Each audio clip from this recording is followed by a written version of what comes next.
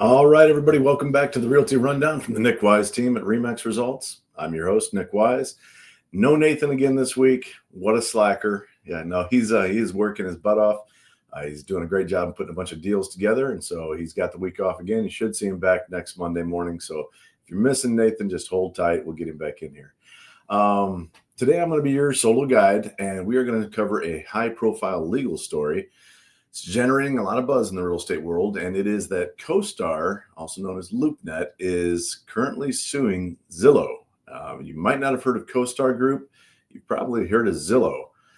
So let's dig in and see what we've got. Before we get going here, I think we actually have an image of Mr. Zillow in court. There it is, being sued. That is a live feed from the court of the stealing of photos. So is that really Zillow's stealing photos now? Well, according for coverage from Routers, CoStar Group, which is the owner of Homes.com, Apartments.com, and LoopNet, which is primarily a commercial forward site for commercial real estate, they have filed a lawsuit against Zillow in federal court.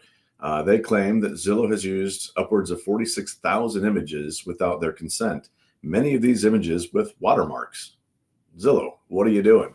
Kind of got caught red-handed there is what it looks like, but we'll see. We'll let the courts decide. But CoStar is estimating that the damages could exceed $1 billion. They argue that Zillow has been free riding to boost its rental listing business primarily, and Zillow at this point has not publicly responded. So why does this matter? Why do we care when a couple of multi-billion-dollar companies go and sue each other? This has some fallout effects that will affect people in the industry as well as consumers and how they get their information. So legal matters. Basically, for ethical and legal boundaries, agents place a really significant value on property imagery. I use a professional photographer myself, Sandra Bontrager. Huge shout out to Sandra. She's incredible. She really makes homes come to life. I just love it when we send a new listing to clients and they're like, that's our home. Yes, it is. And we don't use any funny fishbowl lenses or anything like that. She's just got an amazing eye to capture the finest details of a home and present it in its best light, but also present it for what it really is. At any rate, obviously we pay for that service, and so imagery is valuable. If unlicensed use continues to run unchecked, it's going to undermine trust and stewardship in our industry. Marketing practices, how will that impact marketing practices? Well, brokers and agents often rely on what we call syndication through MLSs and authorized channels. So a disruption of this framework could limit the access or increase the costs to get access. So syndication is basically when we put something on the MLS, we can say yes or no, I'm going to allow this to be syndicated. If we allow that, that means other companies, other websites, other portals can use the information that we're putting out there and making it public in essence. We have agreements with these companies that they can syndicate our information. I think that's the basis way I can explain that. There's potential here for an industry precedent to be set. So if there is a ruling that is found in CoStar's favor, it can literally change how large portals operate, leading to stricter licensing or a shift to a more controlled data usage in that it won't just be so open. They can't just get into that syndicated MLS channel, pull the information out. What we might see, and this is just my take on this, back in the day, this is how it worked actually when Zillow and some of these other websites were starting up. They were basically forming their own channels, I shall say, into the MLSs, into the data that we had. And some would say, and I'm not saying this, some would say stealing that information and then using it for their own purposes to market properties that they had no contract with the seller for.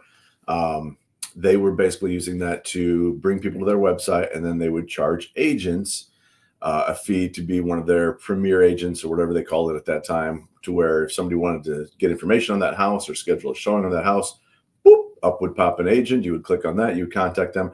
It's a similar format to what they do today. But again, at that time, they were not syndicated in the same way. So a lot of their information was often incorrect, or a home would be sold. There was a home in Middlebury, north of Middlebury, that continued to be active on Zillow for years after it was sold. It was very frustrating. We would get calls on it. I was one of the agents that worked on that home, and we would continue to get calls on it and be like, no, that home sold years ago. But it continued to show as active on Zillow just because they didn't have that direct pull of information. So that's the downside of it. Consumers have really come to rely on some of these websites, for better or for worse. They rely on them to get their information. So if that information is not a free flow as it has been, it could limit the access that consumers have. So again, that's kind of what's at stake here. For agents, it's the ability to protect the consistency and quality of our visual information.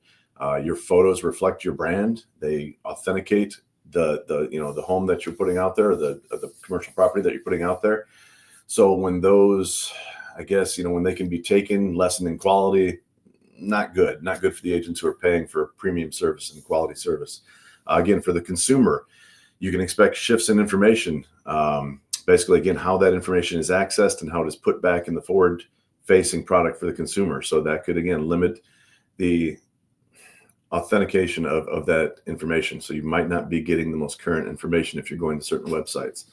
Go to nickwise.com. It's going to be current. Anyway, and then for the industry overall, if you're in the industry, I think this is just a vital reminder about how you need to respect intellectual property, preserve the ethical standards in marketing. Sometimes when we have a listing, it expires, and it is not okay for a new agent who's going to list that same property to come in and say, well, you got great pictures. I'm just going to download those off the MLS and I'm going to use those. That's a big no-no. That is a wonderful way to get yourself sued. Oh, we do have, actually, I saw there's a picture right there of an agent who did that. Yeah, pretty serious. I mean, that individual, you can tell from that image, not a good person, stealing memories even. So yeah, it happens, unfortunately. And when it happens and when people get caught, they can be sued for rather large amounts. We're talking each picture can be, I want to say it's like $20,000. It might be more than that. It is a substantial amount of money. So just don't do it. Typically when you reach out to another agent, you're like, hey, I'm going to use my pictures, but you really got a great one of the spring when the flowers are popping and everything. Can I buy that from you? That's the way to do that. Reach out to them, make sure you've got consent from them and from the photographer that took those pictures. You need to make sure they're reaching out and get proof that they did reach out to the photographer and say, hey, it's okay for me to sell this, because you're going to avoid any problems by doing that. So again, this case, this CoStar versus Zillow case, is still very early. It's been filed in a Manhattan federal court with compensation claims that could exceed $1 billion. It's not just about the legal, battle between these two industry giants. It's about setting a standard going forward, how real estate media is managed and shared. So it's important. It's gonna have some ripples, depending on how it's settled. So it'll be very fun to watch. We'll try and get you guys updated on that as we get updates. In the meantime, if you've got any questions about real estate, get Wise replies. Nick knows all that fun stuff. Don't be one of these picture stealer guys. They're bad guys. Don't do it. All right, guys. I've got a new bit of music that I've been formulating here. So I'm going to leave you with this, and I'm going to say sayonara, and we'll see you later. Till next time.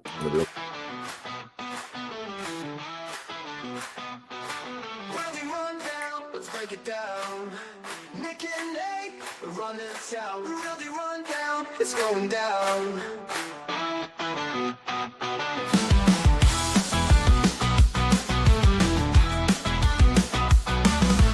Realty rundown, let's break it down.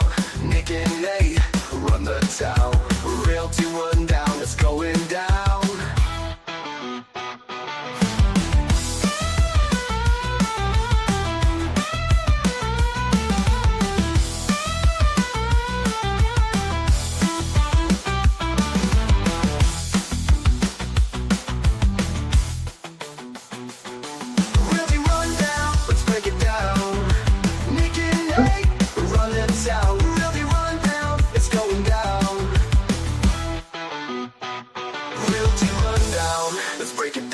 Nick and Nate run the town. Realty rundown, it's going down.